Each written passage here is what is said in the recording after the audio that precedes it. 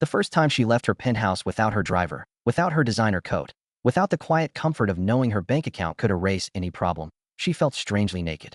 Not because she was afraid of being seen as ordinary, but because for the first time in her life, she wanted to be. She wanted to know what it felt like to be chosen without the weight of her success tipping the scale. She wanted to know if love could exist when there was nothing impressive to offer. And so, on every blind date she agreed to, she told the same lie. She said she was broke. Not struggling romantically broke, but truly broke. No savings. No safety net. Just surviving. It was a test she never revealed to anyone. A quiet experiment born from years of disappointment. And it was about to change her life in a way she never imagined. Her name was Elena Royce. And to the world, she was the CEO of a fast-growing tech company that had recently crossed into nine-figure valuation. To investors, she was sharp and fearless. To employees, she was distant but fair. To the media, she was the definition of a modern success story. But to herself, she was tired. Tired of polished smiles that faded when money wasn't mentioned. Tired of dates that felt like interviews for a lifestyle rather than connections between two human beings. Every relationship she'd had collapsed under the same truth once it surfaced. Men loved the idea of her success, or they resented it, but none of them truly saw her. So she decided to disappear from her own life for a while, just enough to see who might stay when there was nothing to gain. The dates were mostly predictable.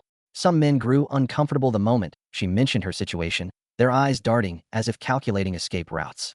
Others tried to play savior for a few minutes, only to quickly realize that helping someone with nothing to offer back wasn't romantic when it wasn't temporary.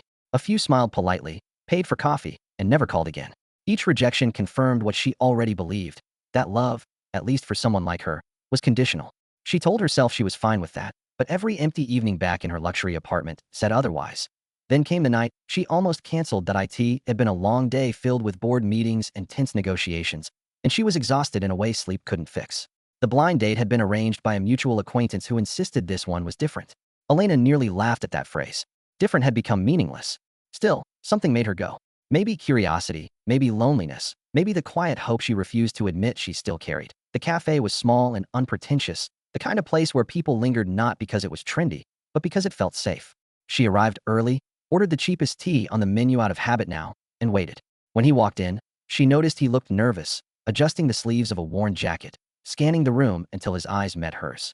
He smiled, not confidently, but sincerely, like someone grateful just to be there. His name was Daniel. He apologized for being a minute late, explaining that he'd had to drop his son off with a neighbor. That single sentence carried more weight than he probably realized. There was responsibility in his voice, and fatigue, and a quiet pride that didn't need applause.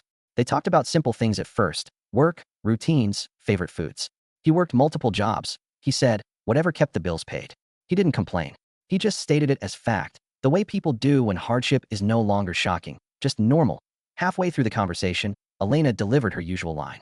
She told him she was struggling financially, that she didn't have much to her name. She watched his face carefully, prepared for the familiar shift. It never came. Instead, he nodded slowly and said he understood.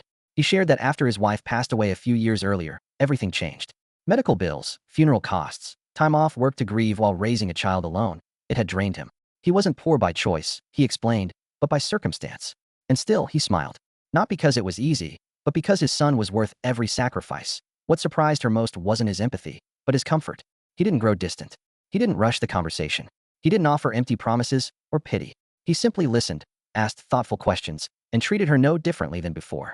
When the check came, he hesitated, then paid without making it awkward. Even though she could tell it mattered to him that yes, they stood to leave, she felt something unfamiliar tighten in her chest. It wasn't excitement. It was recognition. The feeling that she'd met someone real. They began seeing each other casually after that.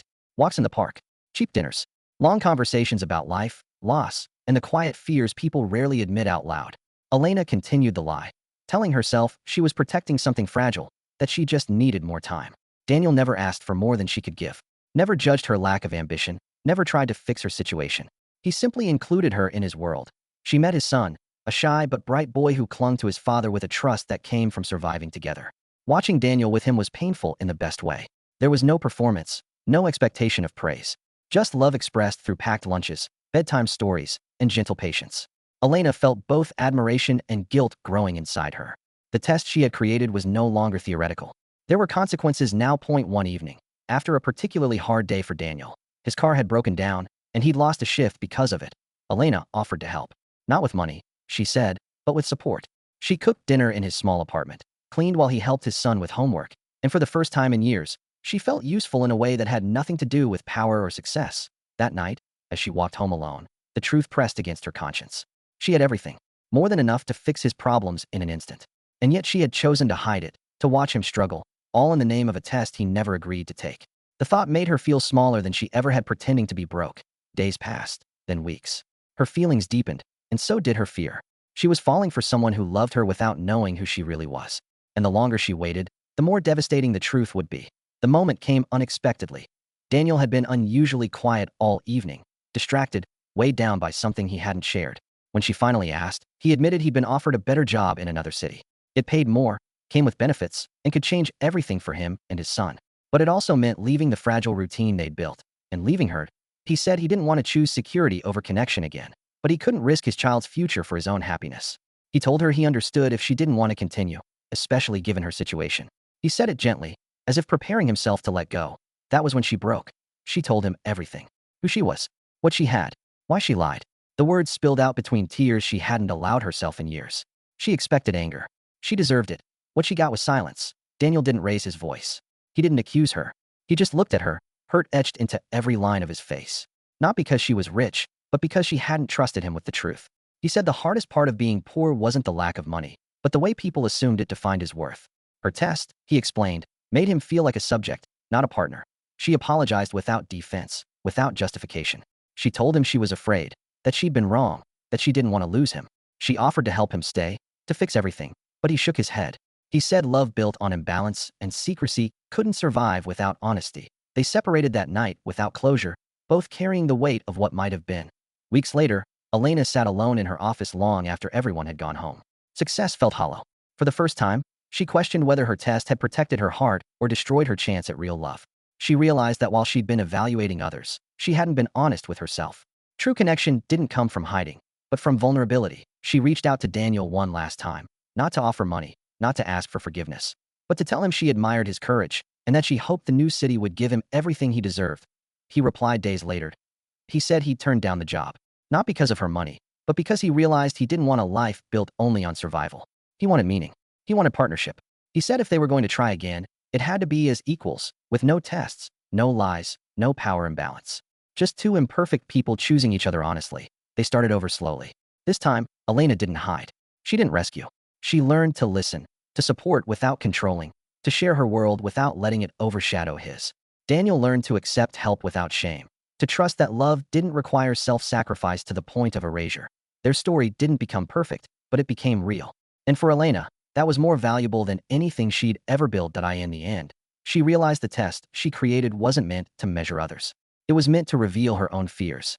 And it took a poor single dad, rich in integrity and love, to pass a test she never should have designed in the first place. If this story moved you, inspired you, or made you reflect on what truly matters, take a moment to like this video and subscribe to the channel. Because sometimes